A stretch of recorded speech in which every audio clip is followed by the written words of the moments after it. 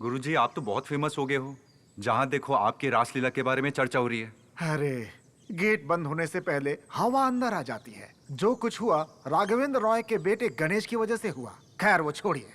जानते हैं 30 साल पहले उसने गणपति के नाम पर एक खेल रचाया और उसी खेल के नाम पर उसने पूरी जनता को उल्लू बनाया और उसने धार्मिक भावनाओं का मजाक उड़ाया। वो गजानन गणपति नहीं, पत्थर की मूर्ति है। डिपार्टमेंट ऑफ आर्कियोलॉजी ने प्रूफ किया है। इस धोखाधड़ी के मामले में उन बाप बेटे को कैसे फंसा सकते हैं? पहली बात तो ये, उस मंदिर की जगह को अवैध तरीके से खुद के फायदे के लिए इस्तेमाल किया गया है। आईपीसी 295 के अनुसार वो एक अपराध है। बड़े से बड़ा केस उसके ऊपर डालिए, बाप बेटे को बेल तक नहीं मिलनी चाहिए। और एक खास बात क्या है पता है आपको? सरकारी जमीन को हथिया कर वहाँ पर मंदिर बनाकर वहाँ की सारी जायदाद पर कब्जा कर लिया है। इस हिसाब से सरकार के पास उनकी जायदाद को जब्त करने का पूरा अधिकार है। हाँ? उस काम को जल्दी करिए। उन दोनों को सड़क पे लाकर खड़ा कर दीजिए। अगर आप दोनों में से कंप्लेन कौन देगा फैसला कर लेंगे तो केस को आगे बढ़ा सकते हैं। अरे इनके नाम पर बेटी, लेफ्ट में समीपा, राइट में गीता। शनि ठीक नहीं है, तुम ही बन जाओ ना। क्या बात कर रहे हैं यार? आओ। इंस्पेक्टर, वो दोनों बाप बेटे परमानेंटली सलाखों के पीछे होने चाहिए। जरूर सर। इस मामले में पब्लिक ने भी कंप्लेन दिया हुआ है सर। एफआईआर दर्ज करके मैं उनको अरेस्ट करता हूं सर। ए रमेश। जी सर। राघवेंद्र रॉय के घर जाना है, जीप तैयार कर। Okay sir.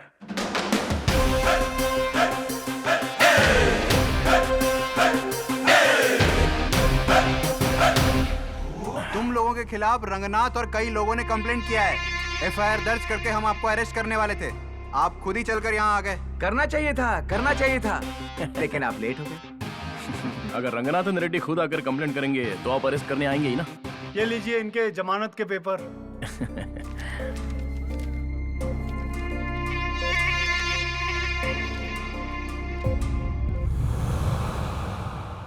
रंगनाथ रेड्डी, रंगनाथ रेड्डी, रंगनाथ रेड्डी।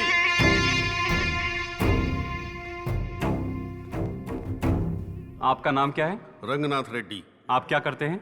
मैं भूतपूर्व अध्यक्ष हूँ और समाज सेवक हूँ। आपने राघवेंद्र नायर और उसके बेटे गणेश के खिलाफ जेपी नगर पुलिस स्टेशन में कंप्लेन दिया है क्या?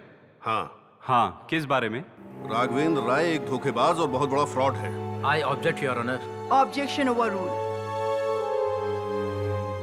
30 साल पहले गणपति बप्पा को गजानन गणपति के नाम से स्थापित किया। ये गजानन गणपति हैं। मैंने अपनी आंखों से देखा कि लोगों को ऐसा भरोसा देकर उनसे पैसा वसूल किया। मंदिर बनाकर उस मंदिर का मुखिया खुद बन गया और खुद को परमानेंट ट्रस्टी रजिस्टर करवाया। उसके बाद उसी मंदिर को खाली करवाने के लिए एक बिल्डर से सौदा किया और अपने बेटे के जरिए अफवाह फैलाई कि ये गजानन गणपति नहीं है। ये प्लान इन सब ने आपस में मिलकर बनाया था और भक्तों की आस्था का मजाक उड़ाया।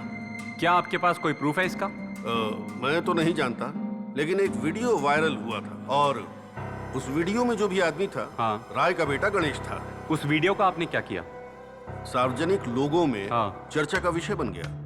सभी भक्तों और जनता को दुख हुआ, इसलिए हमने राय और उसके बेटे के खिलाफ जेपी नगर पुलिस स्टेशन में कंप्लेंट कर दी। ये कंप्लेंट लेटर है।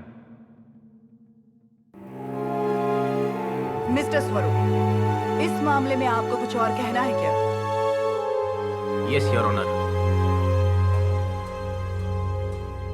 रंगनाथ रेड्डी जी, आपका और राय जी के खानदान का कितने सालों का संबंध है?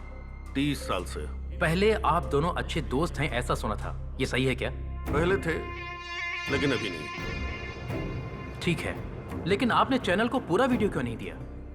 मेरे पास उतना ही वीडियो आया था। नहीं, आप झूठ बोल रहे हैं।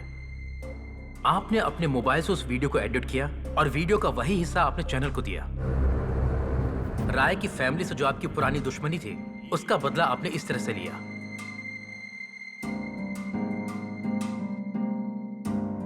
राघवेंद्र राय, राघवेंद्र राय, राघवेंद्र राय। सुनिए, मैं भी चलूं क्या? मैं जहाँ भी जाऊंगा पीछे आ जाओगी। जब बुलाएंगे तब आना। हाँ,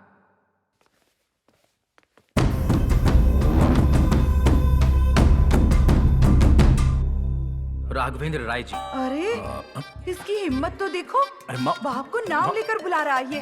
मैडम ये कोर्ट है। हाँ, घर में माँ कहकर बुलाता है तो क्या यहाँ मैडम कहेगा? Silence, silence. माँ तुम भी please maintain silence. Raghavendra Rai ji, आपने अचानक से लोगों को जमा करके रातों रात गणपति जी की स्थापना की और आपने लोगों को यकीन दिलाया कि इस मूर्ति का उद्गम स्वयं हुआ है। लोगों ने आपकी बात पर यकीन भी कर लिया। कोर्ट का भी इस मामले में फैसला आ चुका है कि वो उद्भव गणपति नहीं है। इसके बारे में आपका क्या कहना है?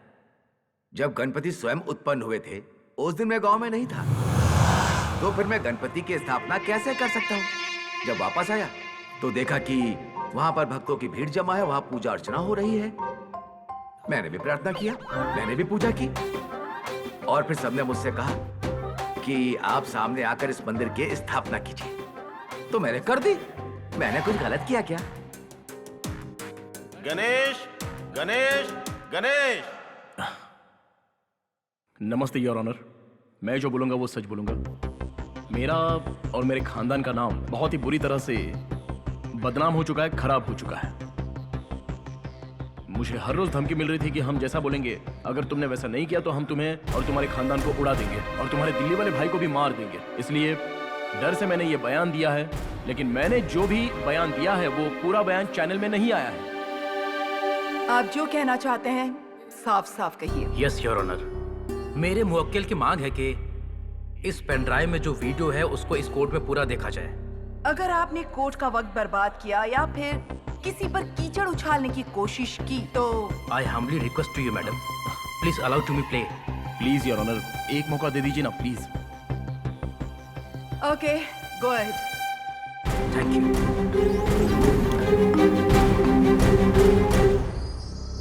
हर उद्भवा गणपति के भक्तों को मेरा तहे दिल से नमस्कार है।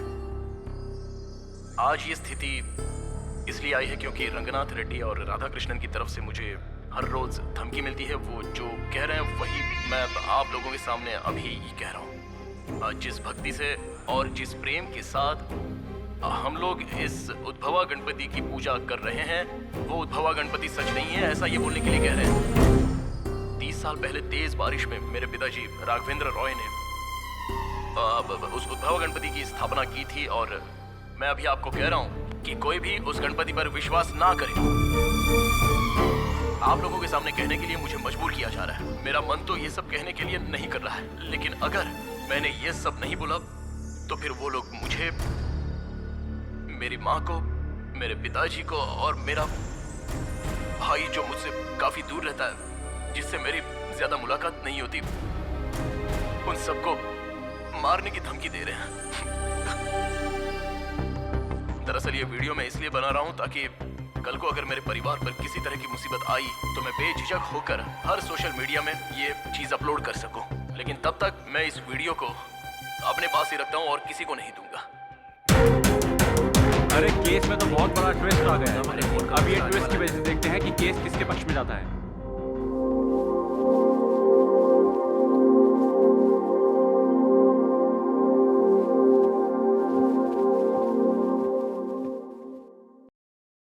इस केस में पक्ष और विपक्ष के बयान को मद्देनजर रखते हुए सारे सबूतों की छानबीन करने के बाद अदालत इस नतीजे पर पहुंची है कि मुलजिम राघवेंद्र राय और गणेश बेकसूर हैं। सेक्शन 235 तहत इनको बेगुनाह करार दिया जाता है। इन दोनों के प्रति झूठे गवाह पेश करके उनको और उनके परिवार को शारीरिक और मानसिक तनाव देना और धमकी देने की वजह से रंगानाथ रेड्डी के खिलाफ निजी स्तर से छानबीन की जाएगी। इन दोनों को 1 करोड़ रुपए की भरपाई भी करनी होगी और चैनल वाले पूरा वीडियो दिखाने की बजाय छोटी सी बात को कोर्ट की अनुमति के बिना अपनी मर्जी से ब्रॉडकास्ट कर चुके हैं, इसलिए उनको 1 करोड़ दंड भरना होगा। ऐसा ना करने पर उन्हें सजा भी हो सकती है। चैनल वालों के खिलाफ भी केस दर्ज किया जा सकता है। उन्होंने वीडियो को पूरी तरह से पेश नहीं किया था, इससे काफी लोगों का वक्त बर्बाद हो चुका है, इसलिए उन्हें भी दंड भरना पड़ेगा और कोर्ट से माफी मांगनी पड़ेगी। इन पैसों को वो वक्त के हिसाब से A1, A2 के मुताबिक भेज सकते हैं। रंगानाथ रेड्डी और चैनल वालों पर हम सिविल कोर्ट में मैलिशियस प्रोसिक्यूशन केस दर्ज कर सकते हैं।